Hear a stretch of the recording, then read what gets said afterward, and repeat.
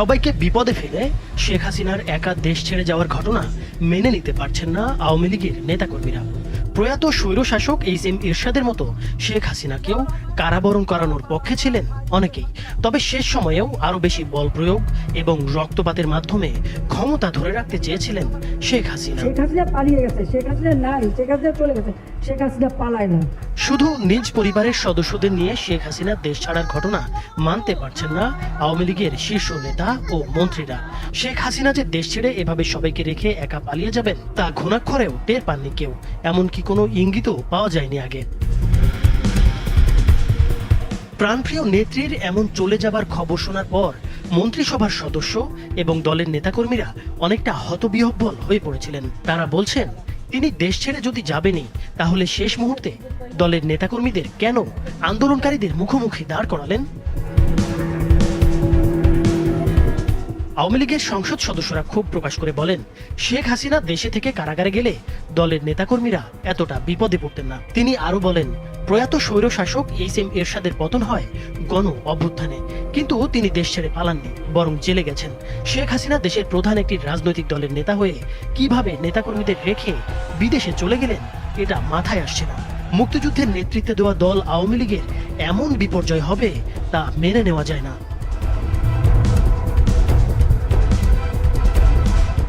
তবে শেষ সময়েও অতিরিক্ত বল প্রয়োগ এবং আরো বেশি রক্তপাতের মাধ্যমে ক্ষমতা ধরে রাখতে চেয়েছিলেন শেখ হাসিনা। পালিয়ে যাবার আগে গতকাল সকাল 10:30 থেকে প্রায় 1 ঘন্টা রাষ্ট্রীয় বিভিন্ন বাহিনীর শীর্ষ কর্মকর্তাদের চাপ দিচ্ছিলেন তিনি। পরিস্থিতি যে একেবারে নিয়ন্ত্রণের বাইরে সেটি তিনি কিছুতেই মানতে চাচ্ছিলেন না। নিরাপত্তা বাহিনী কেন পরিস্থিতি সামাল দিতে পারছে না সেটার জন্য ক্ষোভ প্রকাশ করেন তিনি। শিক্ষার্থীরা আইন শৃঙ্খলা রক্ষাকারী বাহিনীর সাজোয়া যানে উঠে লাল রং দিয়ে দিচ্ছেন, এমনকি সামরিক যানে পর্যন্ত উঠে পড়ছেন। তারপরও কেন আইন শৃঙ্খলা বাহিনী কঠোর হচ্ছে না সেটা নিয়েও ক্ষোভ প্রকাশ করেন তিনি। এছাড়া বিশ্বাস করে এই কর্মকর্তাদের শীর্ষ পদে বসিয়েছেন সেটাও তিনি উল্লেখ করেন। এক পর্যায়ে শেখ হাসিনা পুলিশের আইজিপিকে দেখিয়ে বলেন, তারা তো ভালো করছে। তখন আইজিপি জানান, পরিস্থিতি যে পর্যায়ে গেছে তাতে পুলিশের পক্ষেও আর বেশি সময় এরকম কঠোর অবস্থান ধরে রাখা সম্ভব হবে না।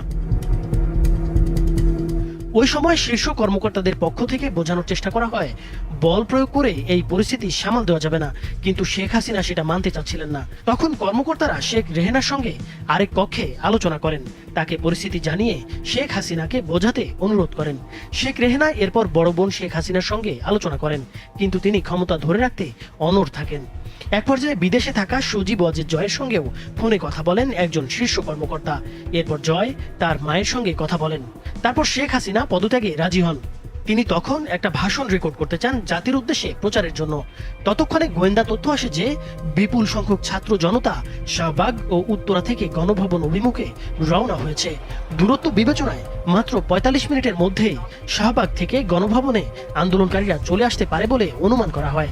ভাষণ রেকর্ড করতে দিলে গণভবন থেকে বের হওয়ার সময় নাও পাওয়া যেতে পারে।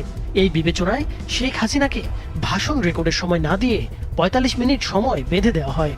এরপর ছোট বোন রেহেনাকে নিয়ে তেজগাঁওয়ের পুরনো বিমানবন্দর হেলিপ্যাডে আসেন শেখ হাসিনা। সেখানে তাদের কয়েকটি লাগেজ ওঠানো হয়।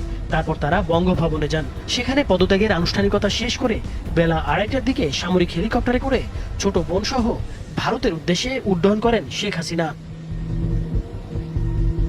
এর মাধ্যমে 1.5 দশকের স্বৈরশাসনের পতন ঘটিয়ে নতুন ইতিহাস গড়ল বাংলাদেশের তরুণ সমাজ।